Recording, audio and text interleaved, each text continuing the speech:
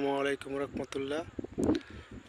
জানি না এই ভিডিওটা আপনারা কোথা থেকে দেখছেন। আমার ভিডিওটা যে যেখান থেকে দেখতেছেন আমার ভিডিওটা দেখেন, কত আল্লাহর নেয়ামতের জিনিস। দেখেন কি সুন্দর জমিনটি, আল্লাহ পাক বরকত দিবে আরও ইনশাল্লাহ। দেখেন আরও সামনে আরও সুন্দর হবে। আল্লাহর শুকরিয়া করেন না আপনারা? এই জমিনও লাখ লাখ টাকা লোকসান খান, আর এই টাকা পয়সার মালিক আপনারা কে বানাইছে? এই বাড়ি গাড়ি মালিক কে বানাইছে? হ্যাঁ, কে বানাইছে? আল্লাহ।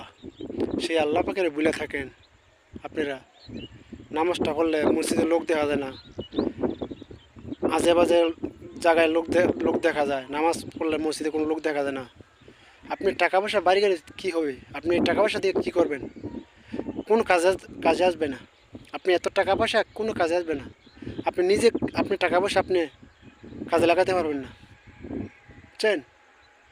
আপনি টাকার অহংকার দেখান, ক্ষমতার বড়াই দেখান। আপনি এত টাকা পয়সা ক্ষমতার বড়াই কেন দেখান? আপনি কে বানাইছে সম্পদ? এই আল্লাহ পাকে বলে নিলেন।